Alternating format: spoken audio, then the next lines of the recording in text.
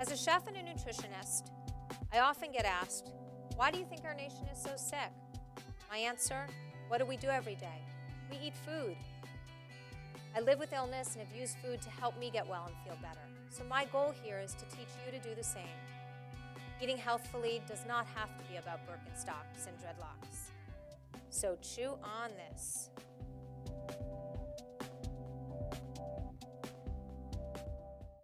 Welcome to Chew on This. Today is our our fifth episode, and our topic is the pains of picky eating. And with me today, I have a dear friend, Shira Barzilay, who has two sons.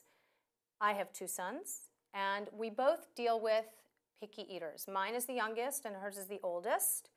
And what I want to do as a mom, and also as an expert, is explore the topic of picky eating and what it means and how do we as parents manage it and work with our kids to kind of break out of this vicious cycle that they're in, because there is a lot that we can do. So Shira is going to talk to us a little bit about her experience, and the first question I want to ask you, Shira, is talk to me about your experience with food growing up and what your family was like around food, because really so much of what we grow up with is imparted on our kids, whether we see it or not. Yeah, well, I would say that collectively my family is overweight, not a great relationship with food. Everybody just ate too much of bad things pretty much all the time. And so by third grade, I stopped wanting to eat with them. Right. Like they would go out to dinner and I would opt to stay home. So you were kind of the black sheep. You sort of pulled yourself away and said, this is just not working for me. Yeah. Mm-hmm. Which is, it takes a lot of strength to do that. That's really hard. Yeah. It was difficult because I wanted to be part of that, but it just, the way that they acted in a restaurant and around other people with food was just, It was embarrassing to me. I felt strongly about it at, like I said, a very young age. Right. And then by sixth or seventh grade, I started working in a restaurant. So I was out all the time. I wasn't eating with them, even on holidays, Mother's Day, Thanksgiving, Easter. You know, I was in a restaurant working and my family was doing their own thing. So I just kind of separated away from them really early. So then fast forward to the birth of your oldest son, Zachary. Still working in a restaurant. Okay. So I was the one separated from them, from my husband and my son, because they were home and I was working. Right.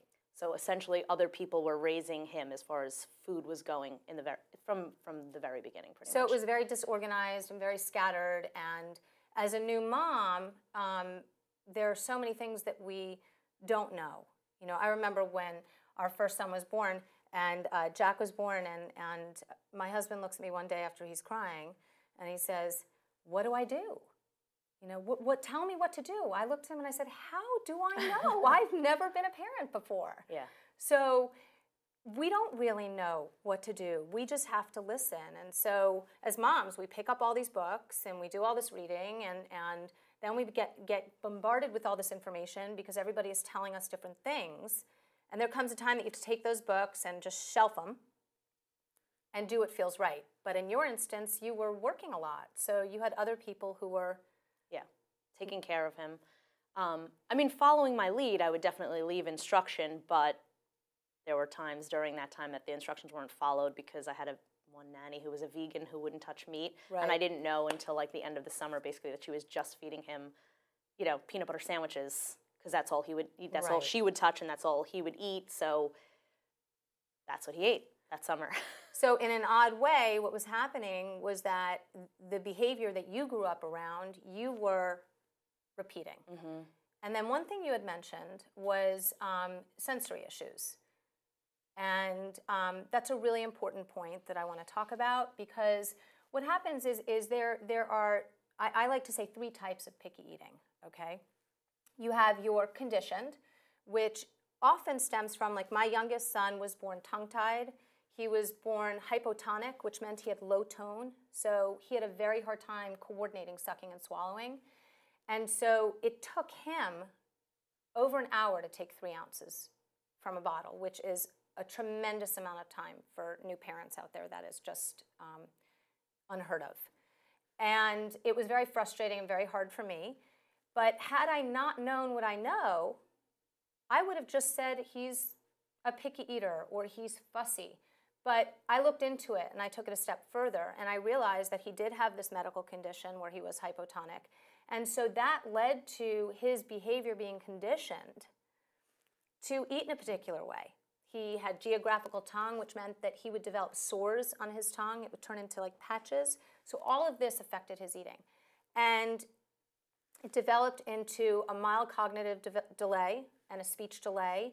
And we as parents, especially new parents, don't know what signs to pick up on.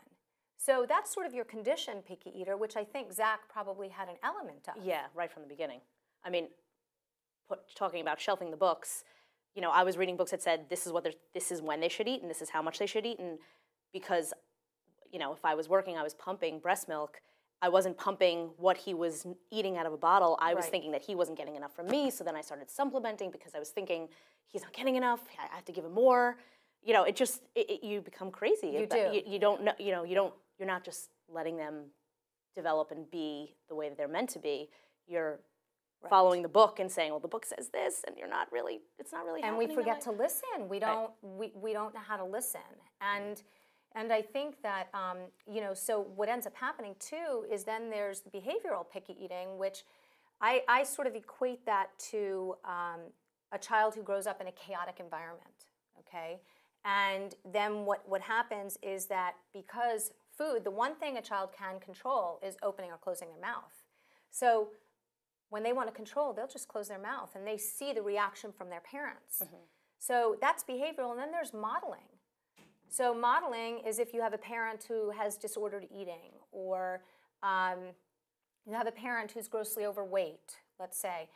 A child will model the parent's eating behaviors, okay? Or perhaps that of their peers or their grandparents. And then there's a combination, which I think a lot of picky eaters are a combination thereof. And so it's our job as parents to kind of step back and understand what the root cause is.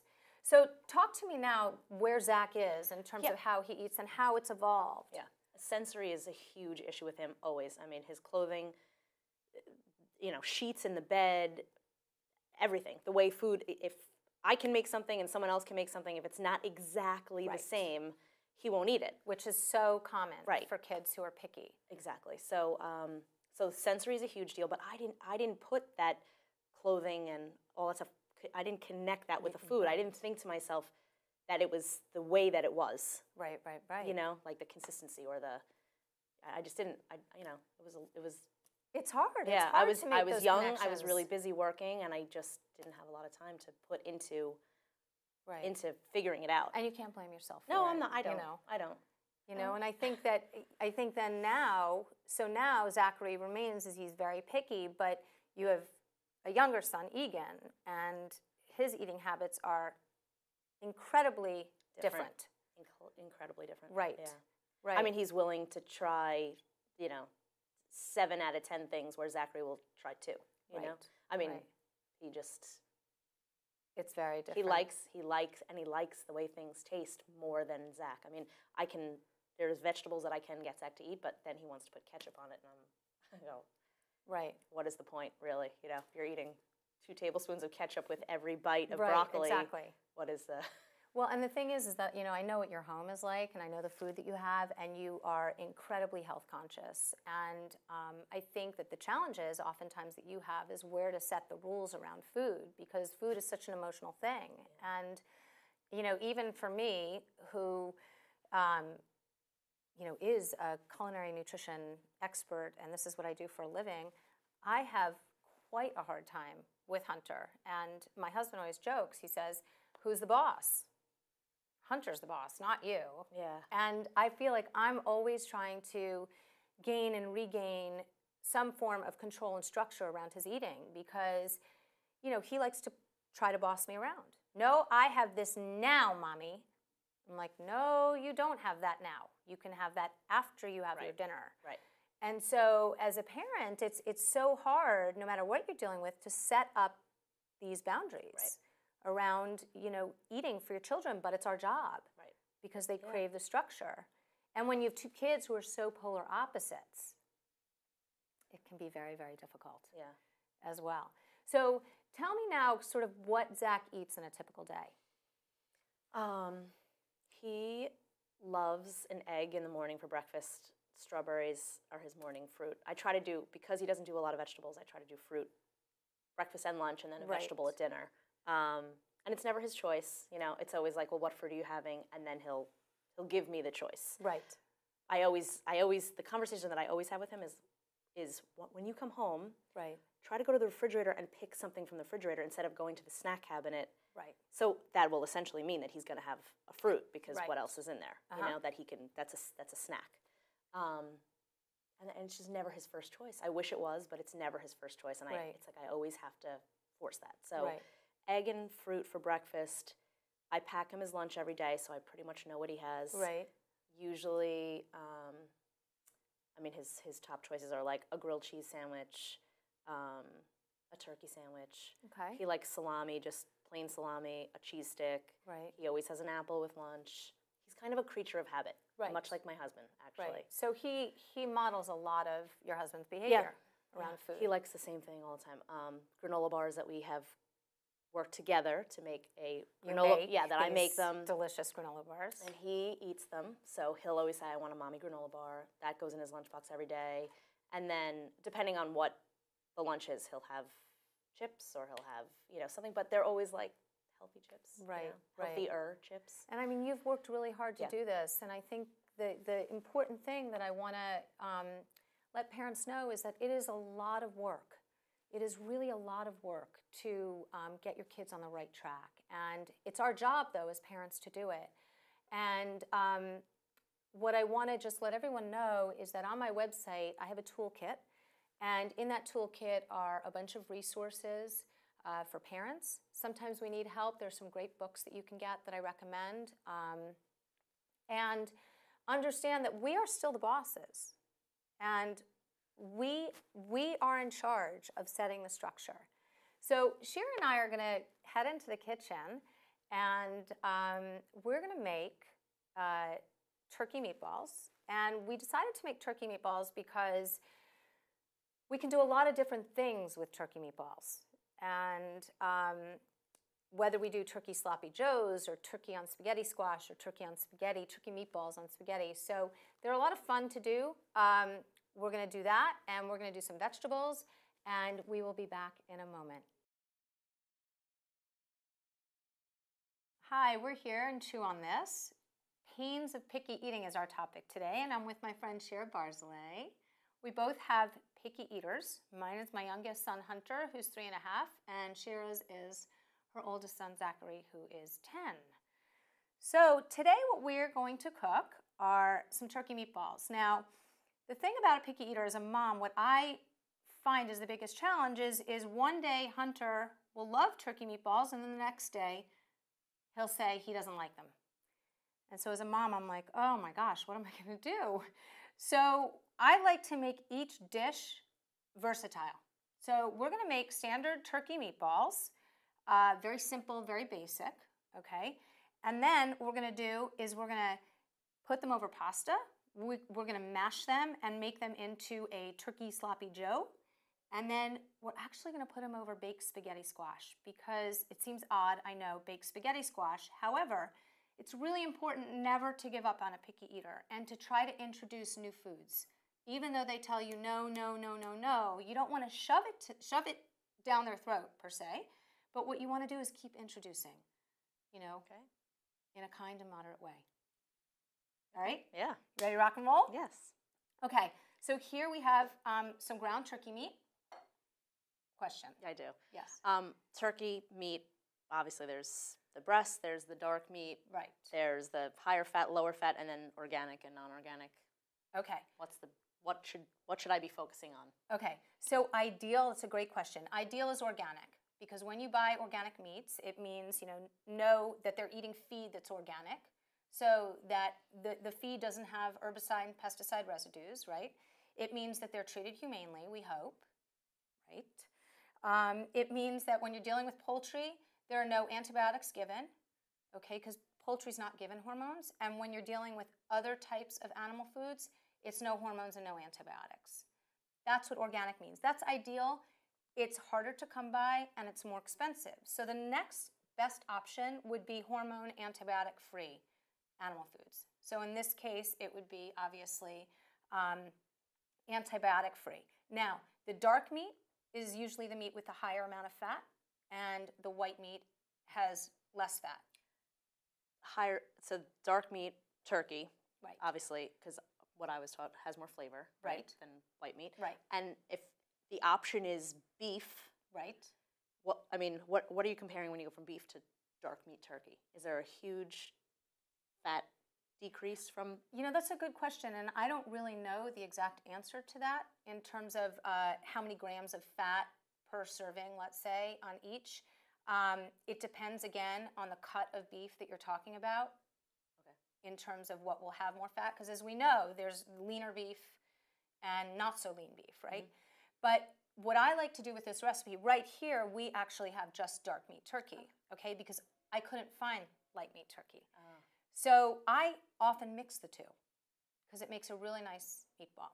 So what we're gonna do is we're gonna start off with this. We're gonna take some garlic. We're gonna smash it. Very easy to just smash garlic rather than peeling it, okay? Now, all of the recipes that we're doing today are on my site, stephaniesacks.com. So you can get the recipes there, and we're going to chop it just like so. Okay, and this is called a mince here. And then, Shira, I'm going to have you assemble the meatballs.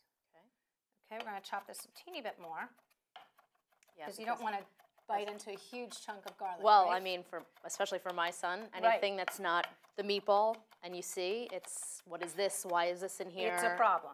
Yeah. Yeah, and that's very, very common with picky eaters. You know, sometimes a great rule to set in the house when you have a picky eater is you don't have to eat it, but you have to taste it. Yeah. Okay? So we'll put this in, okay?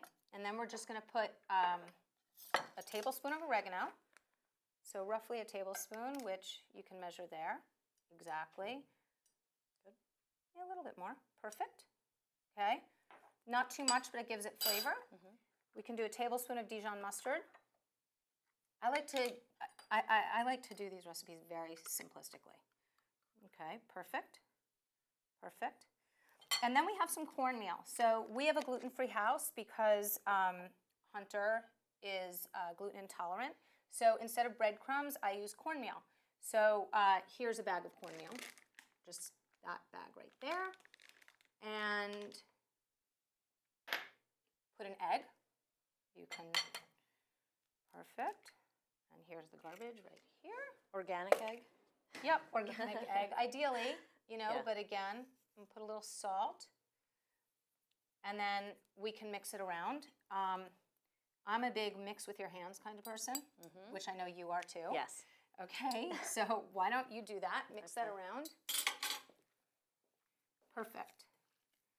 I think it's really important to get yourself touching the food, which brings me to a very important point about kids, is it's great to get picky eaters in the kitchen. It's really important. Get them shopping with you, get them prepping, get them cooking. Hunter, who I always refer back to because he's my token picky eater, is he likes to empty groceries. And even doing that, and what they like one day, they may not like another day. So always just encourage, hey, take a bite, try it. Okay, beautiful. Okay, mix it a little bit more. Okay. Now, what happens with the turkey meat is, as you can see, it's very, very pasty, sticky on your hands and pasty, right? So what you want to do before you form them is give your hands a rinse. I'm going to bring this on over here. And what we have in this pot is just some canned tomato sauce. Very simple. Just some crushed tomatoes with basil. So I use, it doesn't have to be organic.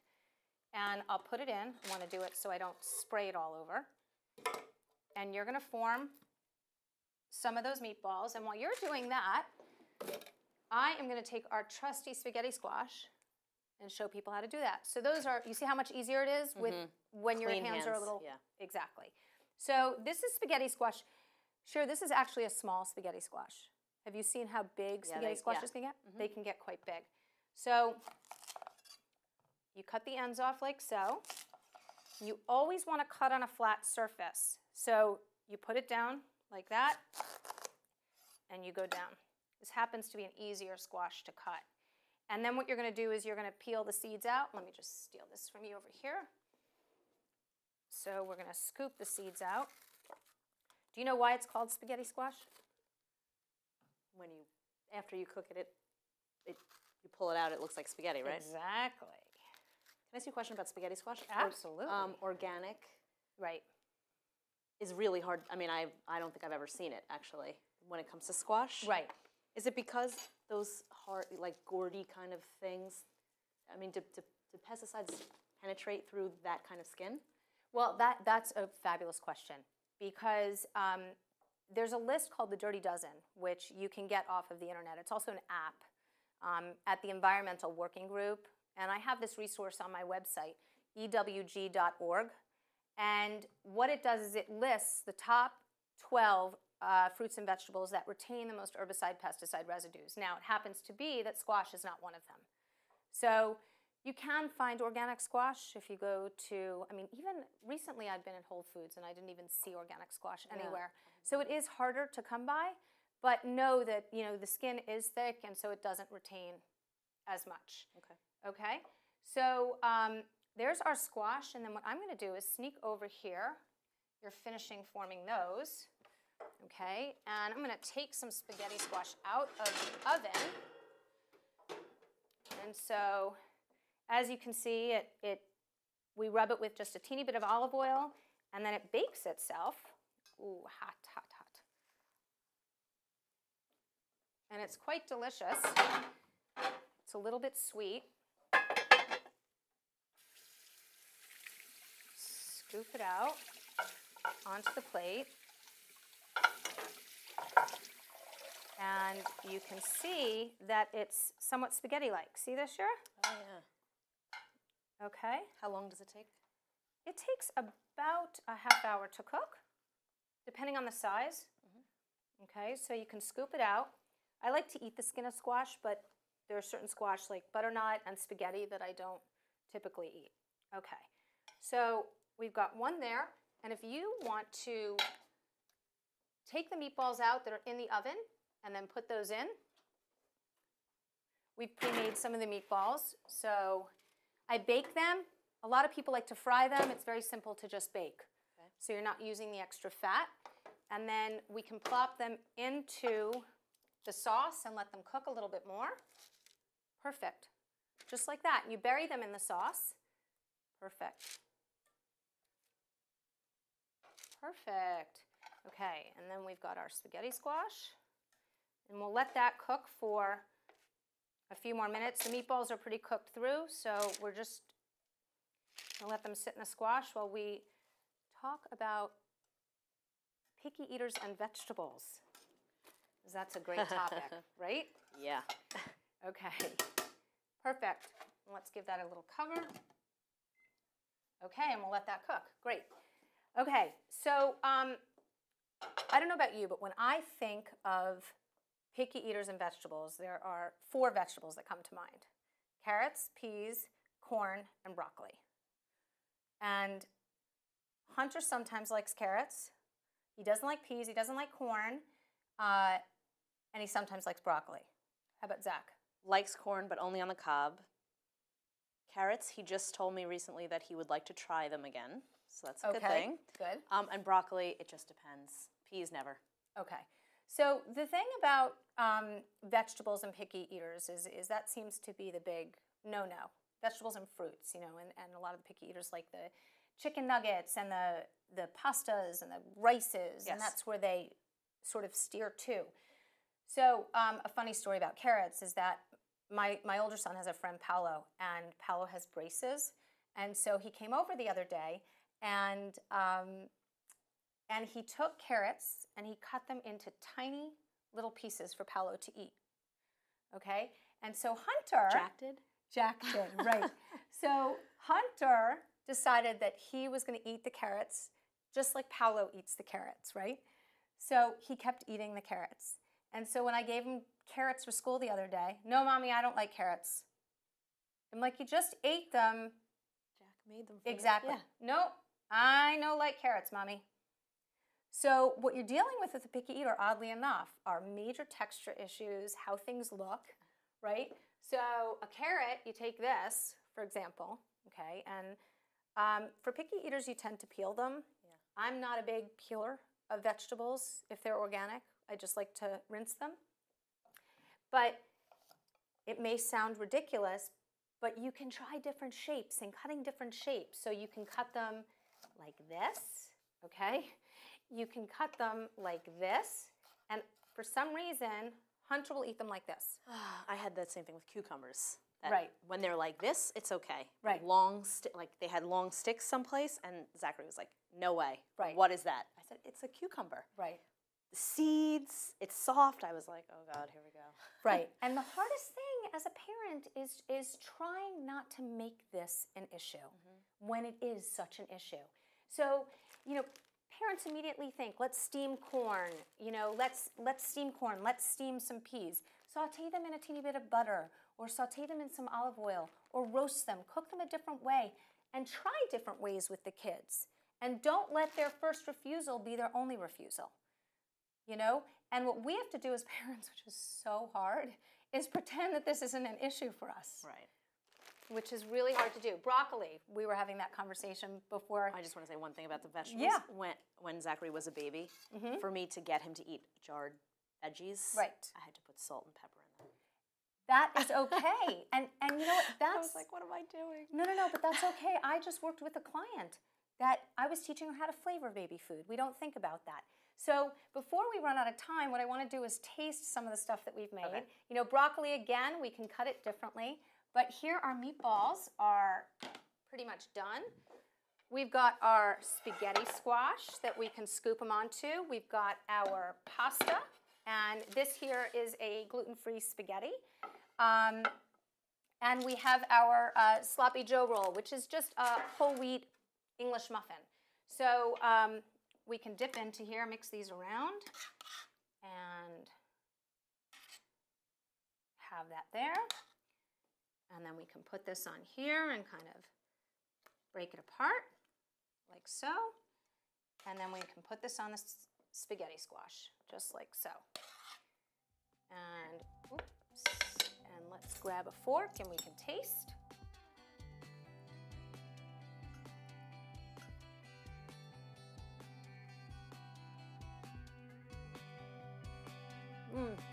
How good for us, right? So it's important to keep in mind, excuse me, that as parents, we have the control. Yeah. We are the ones in control, and we have to keep the control. And to educate our children and talk to our children, you can get the recipes and all these tools on my website at stephaniesacks.com. We look forward to next time. Thank you for being with us. Thanks, Shira.